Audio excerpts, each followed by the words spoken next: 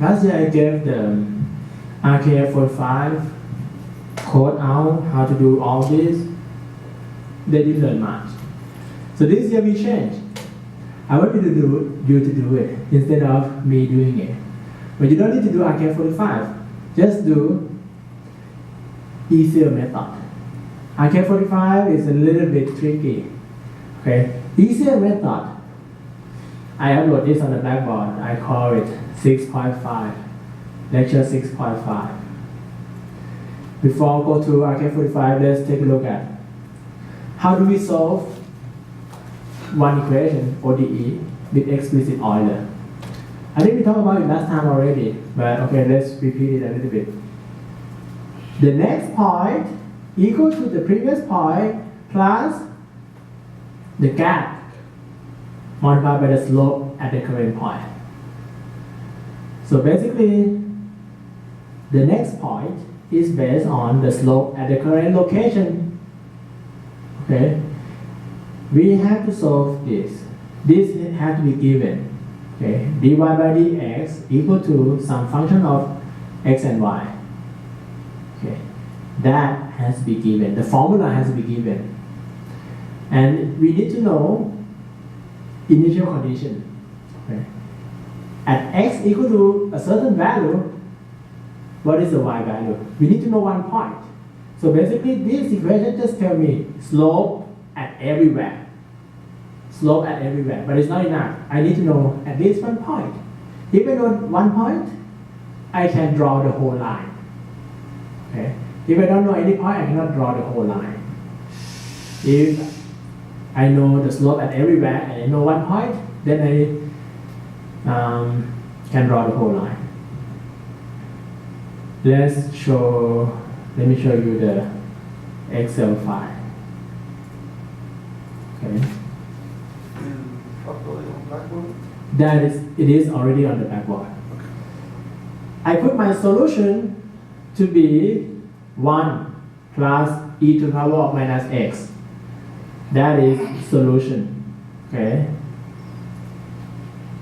That is a solution. I take the derivative with respect to x, I get minus e to the power of minus x. Now the question is, if I have the slope which is minus e to the power of minus x, how do I get the whole line? Provided that I know that at x equal to 0, fx, which is an unknown function, that is unknown function, equal to 2. Right? How do I get that? So let's not do RKF45 yet. I start with initial point. X equal to 0, I put y equal to 2. That is given, right? Now, I calculate the slope. I call it K1. Slope is minus exp of minus b9, which is x. That formula, minus e to the power of minus x, that has to be given. So I calculate slope, I get minus 1. I specify the gap. The gap I use 0.01. So the next point is 0.01. Okay, 0.01. And now I use explicit Euler. So the next point is previous y plus the slope multiplied by the gap. Right? So slope multiplied by the gap. I9 is previous point. B7 is the gap, 0.01, and D9 is the slope. Got it? Then the next point I get 1.99. I keep doing that. Look at the formula. At each row, I keep calculating the slope. The slope is based on the current point. From the slope at 0.01, I get the y value at the next point, which is 0.02. Okay, review this. So that's explicit Euler. Any question for me for explicit Euler? Not yet? Okay. What about if the equation is a little bit more complicated? I add y over there. Is that the end of story? Can I still do it? So if I add y over there, probably I need add y over there too.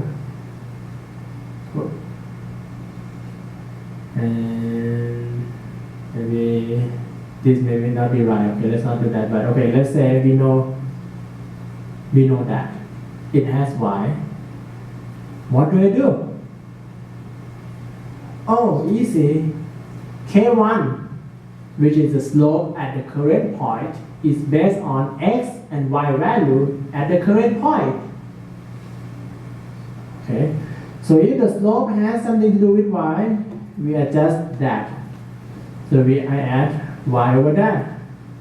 That's it. Okay, good. Just that. So explicit Euler is the slope at the current point is used to get the next point.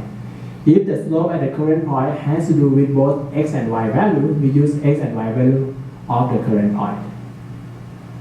No problem? Okay. Next, let's take a look at the one that you are going to use. Rugekuta fourth order. The first one, right? Explicit Euler. No, this one, because I'm going to teach you. Okay. Rugekuta fourth order. Previously, we talked about physical meaning of it. It is an average slope method. That's a nickname for it, and that's what I call. So it uses the slope at the front, the back, twice at the middle, average it. Okay? We already talked about the formula. This is just formula to calculate K1, K2, K3, K4. We average it like this. On the Excel sheet, last one, I forget to multiply by h. So I don't get the right answer, but now I get the right answer. 1, the ratio is 1 to 2 to 2 to 1. Okay? The weight for the slope at the current point is just 1.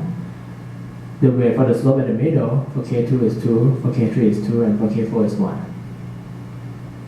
Now let's take a look at K1, you know that it's easy, right? K2. K2 is based on the function of x and y if the slope is a function of both x and y. The slope doesn't need to be a function of both x and y. It can be just a function of x or just a function of y. Very frequent, it's just a function of x. Sometimes it's just a function of both. Okay? So we need to get the slope at the middle, we get x plus h over 2, half of the step. And then y value is, this part is explicit Euler. Half of the step multiplied by the slope is approximation of y value at the middle. We talked about that, right? Now let's see how do I use it. Okay, remember the formula. Okay, let's go to Excel sheet. I calculate K2. K2 is based on, let's leave that. This time it's easy because the function f is just only a function of x, but not y, right? So when I try to calculate K2, I substitute f with x plus h over 2. See, B7, that B7 is x, right? H over 2. Then I get K2. Right? K2, does it based on K1?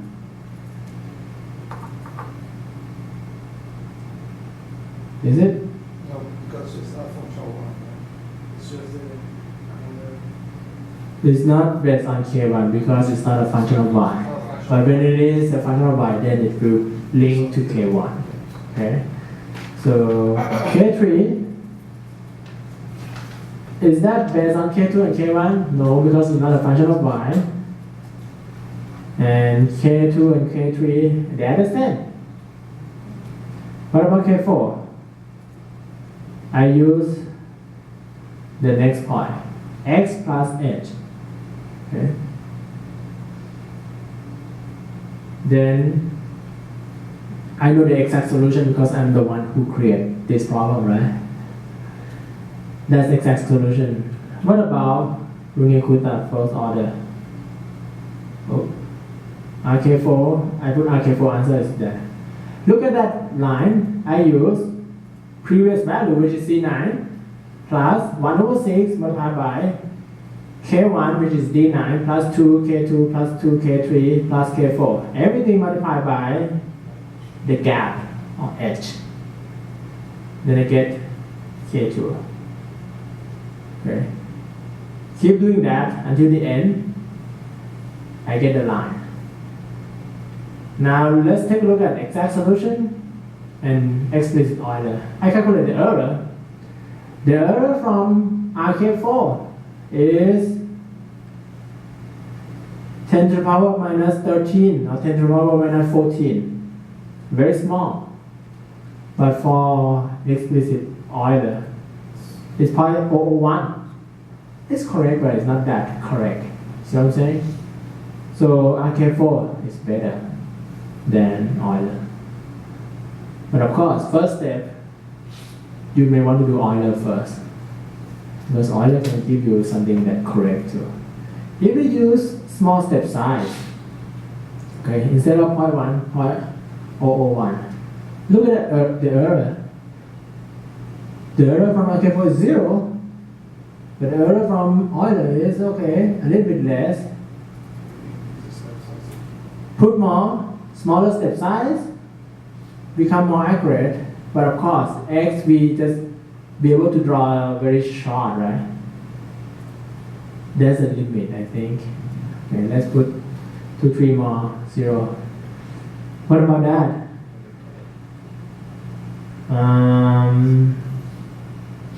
Y equal to 2. You don't want it to be too small, okay? Alright? You don't want it to be too small. Okay. Because Excel or double digit precision can hold just about 14, 15 digits on scientific notation. Okay.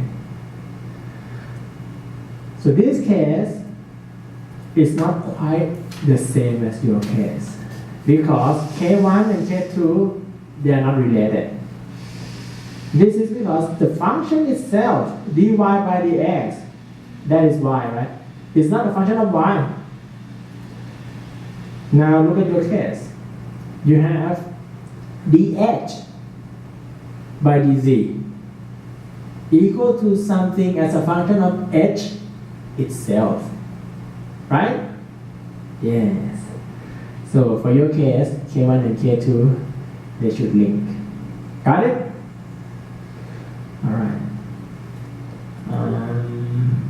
The Excel sheet is uploaded. When we have take-home exam, if you have to do that, you know, you can do it in any form, okay? If you submit Excel, that's fine. Python, I grade it. Except MATLAB, you have to show it to me. How can it be run? You have to schedule the meeting. Okay. C++ is fine. Fortran, you have to show it to me in person. The take-home exam is not here yet. Okay. Let's continue. We have double half-pipe model. Okay, and at the end we calculate pressure drop, right? Pressure drop is based on delta P sub A, which is X over AP delta V, VLTDE. Why should it be VLTDE? What is VLTDE?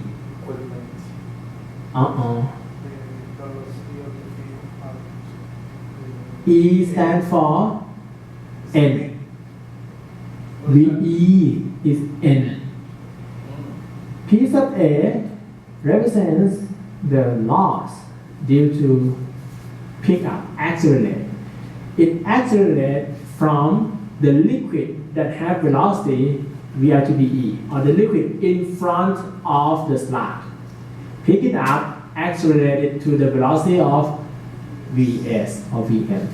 Right? You pick up something that is VR to dE and accelerate it to the velocity of Vs.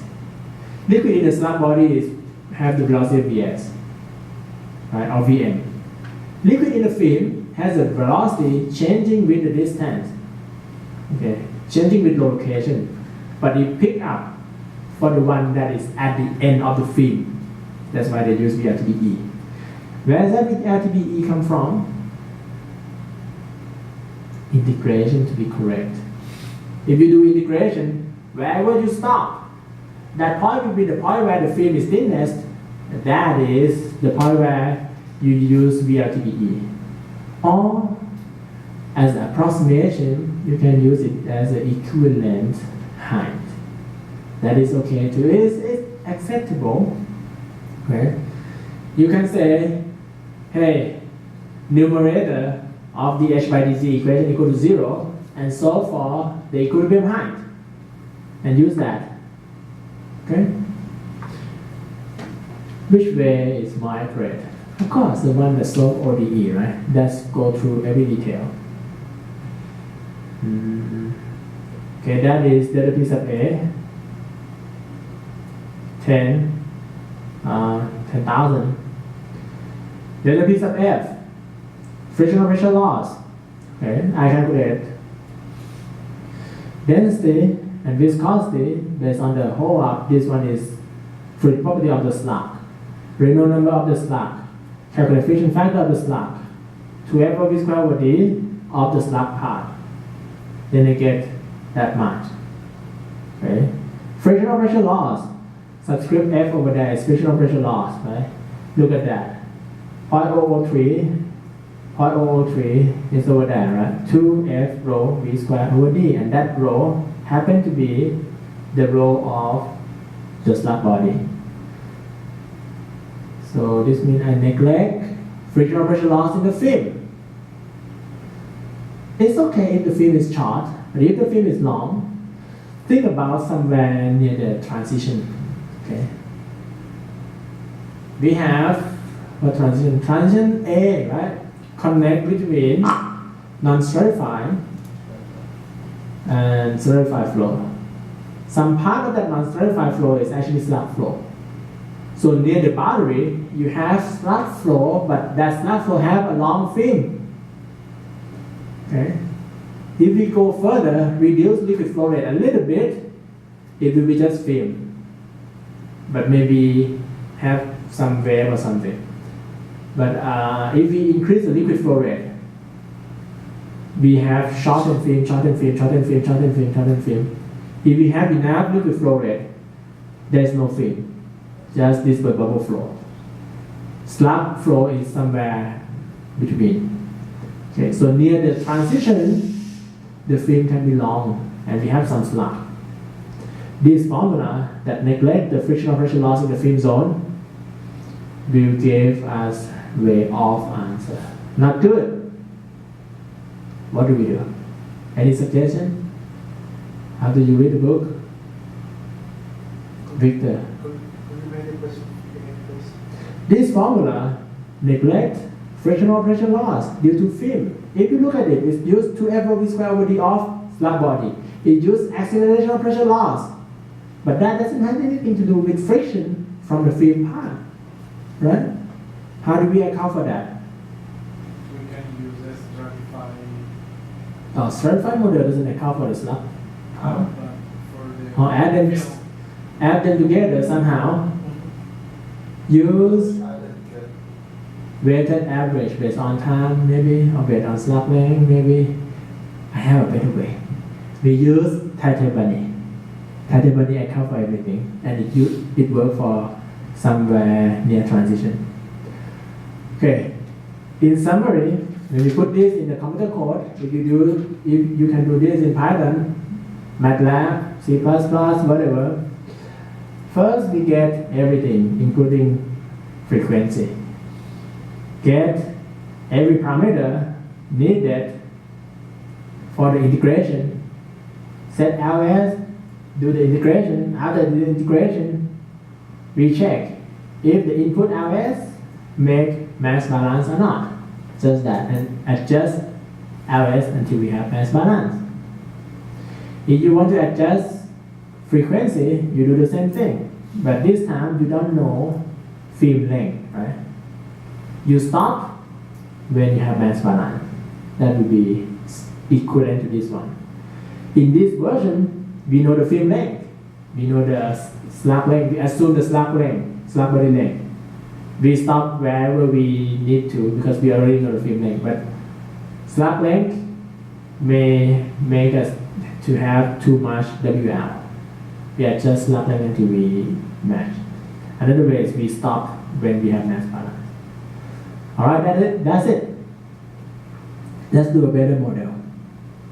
Oh, before we go to the better model, let me ask this question. Who wants to answer? It's about the next quiz. Yes, you're interested in that? Just ask first and then. Let's try. This is not a quiz. It may not be the next quiz, and it may not be anywhere forever. Hung for velocity equal to V max multiplied by 1 minus R over R. R is radial coordinate. Capital R is radius of the pipe. Everything to the power of 1 over 7. Could you please find the flow average velocity in terms of V max? We did that and we get 1.2. Okay. If I give you just this, how do you do it? What is the equation to write? It's integral of V max 1 minus R over 1/7 divided by the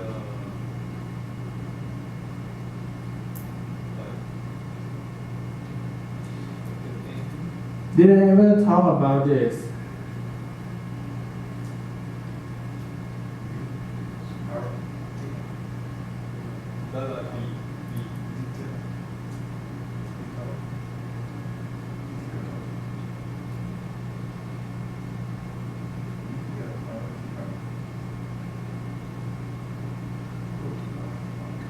Oh, no. Is that?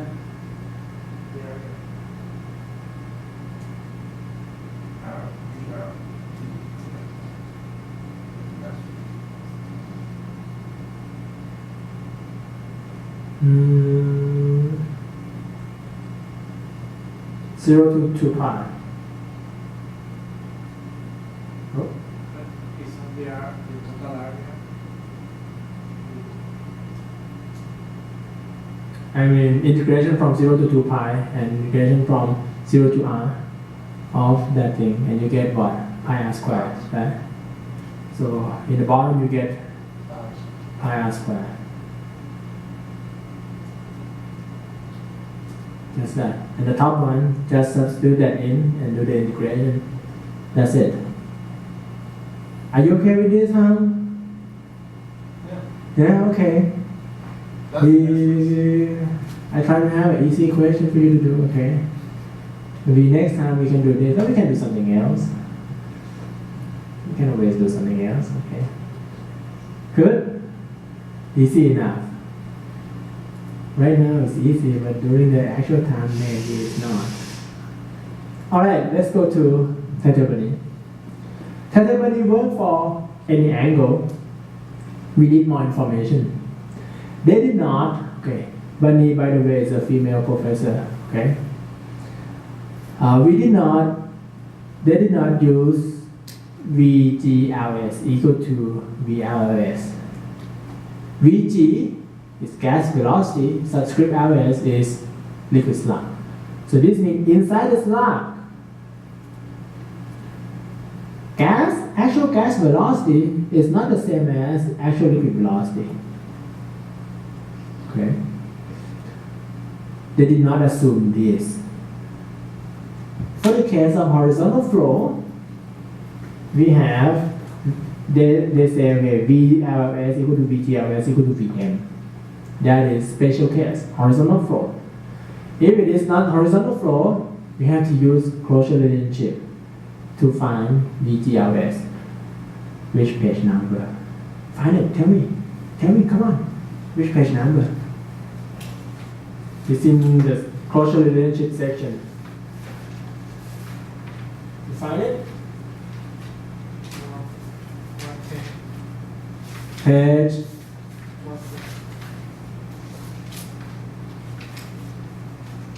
110. Equation 3.165, right? That is VGLS equal to C0 VM plus 1.59 something. That is a closure relationship to get VGLS. And there's a note on that paragraph.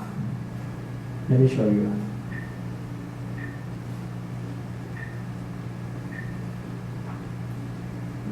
So on this page,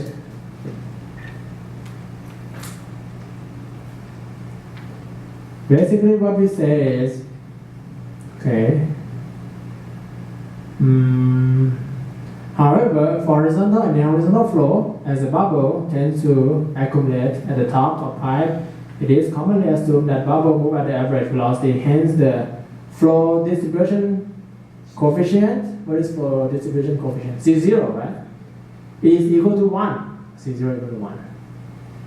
Okay, you may want to write that like I wrote it. Horizontal flow, C0 equal to 1. This means sin theta becomes 0, that term is gone. That equal to that. Notice that C0 is not the same thing as C0 that we use to calculate VTB for the case of horizontal. When that term becomes 1, okay, it doesn't mean that VTB equal to Vs.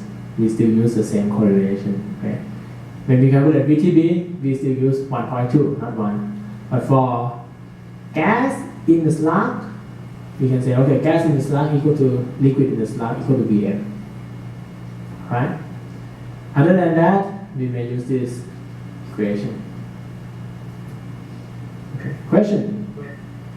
When the pi is not horizontal, we use 1.2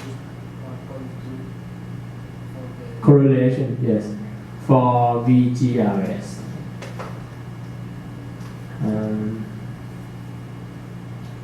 But if you want to try to do it with high viscosity oil or something strange, we have to look at the original paper and see what they validated on. They may validate their formula based on some low viscosity liquid. I suspect that it's air and water. We use something else, we have to do something else. Alright, mass balance, method 1, integration with time, that is what Taitel-Barnea used. Okay? And that is what I suggest to. You remember when we try to do the trapezoidal and integrate the area under the curve, we do that. Transform it. Okay? We say a bunch of formula, at the end we get this equation. Okay? So this means mass flow rate is a weighted average based on the length. To do this, we need the information of velocity. Okay? So velocity multiplied by area, multiplied by holdup, multiplied by rho L, that is kind of W already. And this is another W, mass flow rate. So total mass flow rate is a mass flow rate weighted average based on the length. Okay. Method 2 have X. Okay. And we have this formula. Same. I put one question here. What are the differences between 3.121, 3.123 and previous double Hubbard equation? Are they exactly the same? Check. 3.123 Okay, you have it, right? 3.123. And that one have what? 3.111 or 3.121. Are they the same? The velocity of the liquid, VLLS. The previous one is just ds. Mm-hmm. What about the rest? It's the same. For horizontal case, it's exactly the same.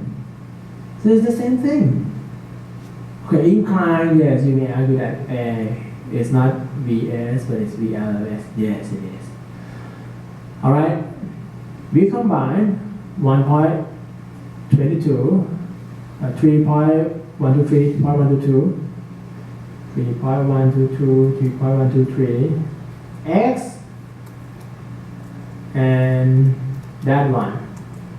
We combine them, rearrange it, do some math, okay? Actually a lot of math.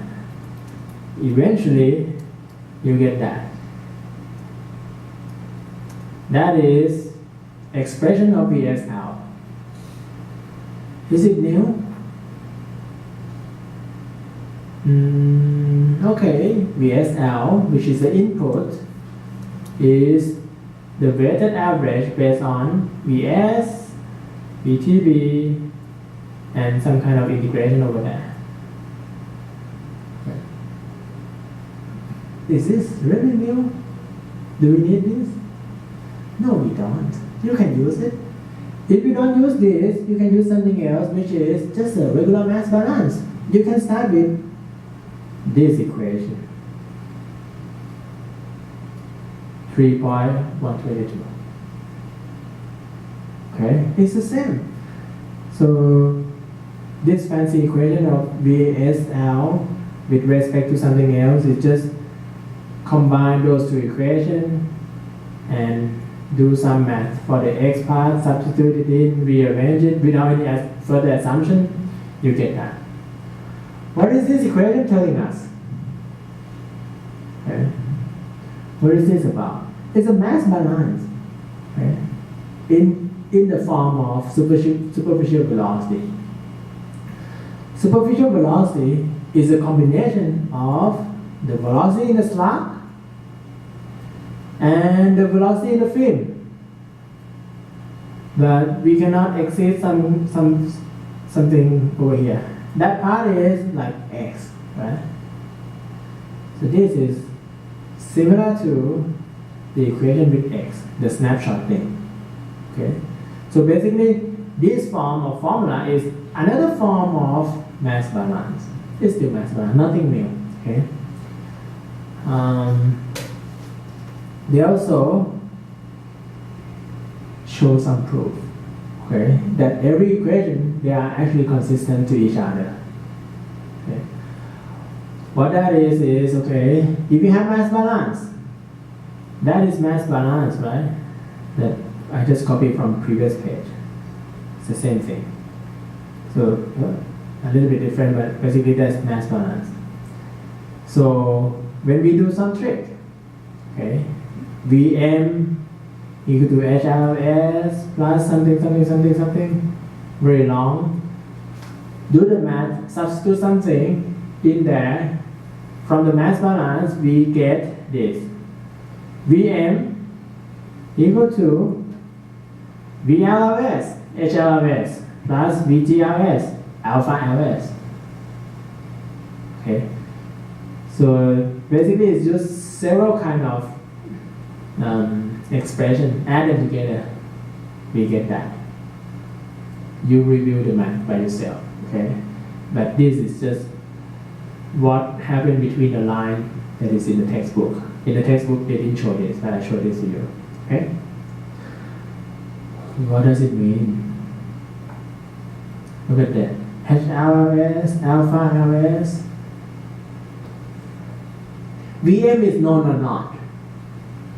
Yes, Vm is known, right? VSL plus VSC. What about HLS? Come from closure relationship. Alpha LS is just 1 minus HLS, right? So those three things, they are known. What about HLS and VGLS? I don't know.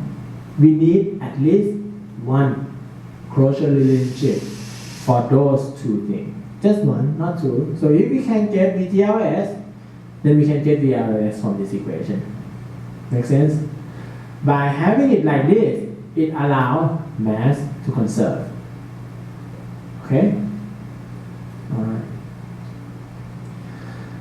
Next part is about the derivation of HLSU relationship with other parameter. It's not that special math or anything, it's just like arithmetic. Multiplication, substitution, just that. So what we have here is we start from VLSU, not VL, HLSU, liquid holdup of SU, slug unit. Okay. Of course, that is 1 minus HGSU. What is HGSU? Gas. You can use alpha, but in the book they use G. Or 1 minus alpha SU. Okay. That is the formula that we should know.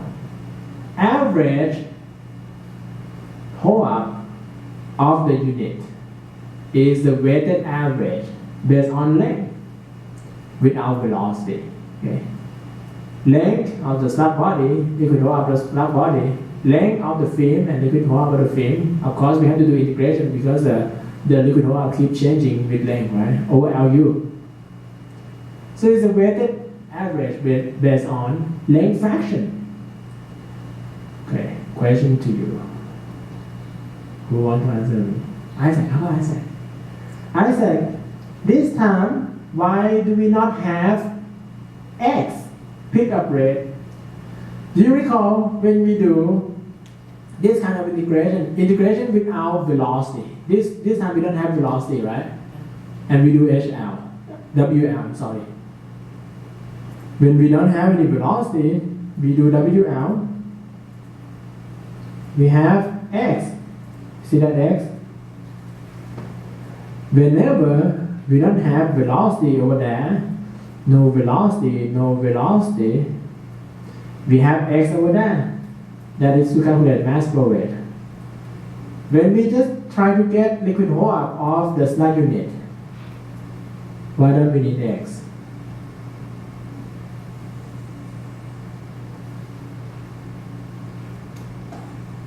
Why? Why don't we need X? Why we do not need X? And we don't need velocity either. Because we are only looking at How did you measure the slug liquid holdup? Slug unit liquid holdup. You did something, right? What did you do, Isaac? the try session, so we You press the button. try it and then Basically, you press the button, right? You press the button. Quick closing while close. yeah, so we try it. Does it stop? Yeah. When it stops, there is no flow. So basically, if we can freeze everything like that, Freezing it. then whatever it is, volume-wise, is the slug unit liquid holdup. So this means it doesn't care how much mass transfer between interface or anything. We just need to freeze it. So that's why the freezing method doesn't need X or any velocity. So this has to do what we actually do when we measure the slug, total slug unit liquid holdup. Rearrange it, do some math, okay? This is from this equation. So by the way, where's that equation? VSL equal to something, something, something. Which page number? You have that?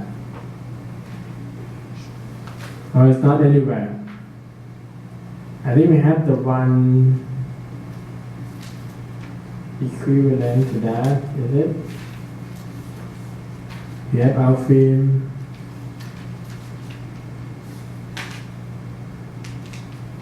It's similar to 3.124, okay? 3.124, I already proved it from here, okay? I prove it to myself, of course you will prove it to yourself too. We already got it, 3.124, but we can rearrange it such that we get that form, a little bit more compact form. Basically it's a mass balance. Okay. With that math, substitute it in, rearrange it, we get another formula. So this formula is about total liquid torque is something that has to do with velocity. Okay, it's a relationship between total liquid torque and the velocity itself. Just HLLS without the knowledge of film holdup.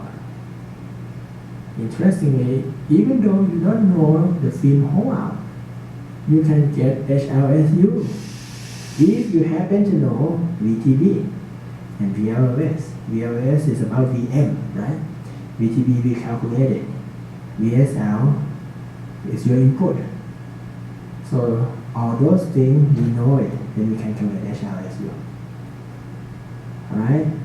Thank you very much. We will talk more about next time. I think this time I take 1 minute late. Very sorry about that.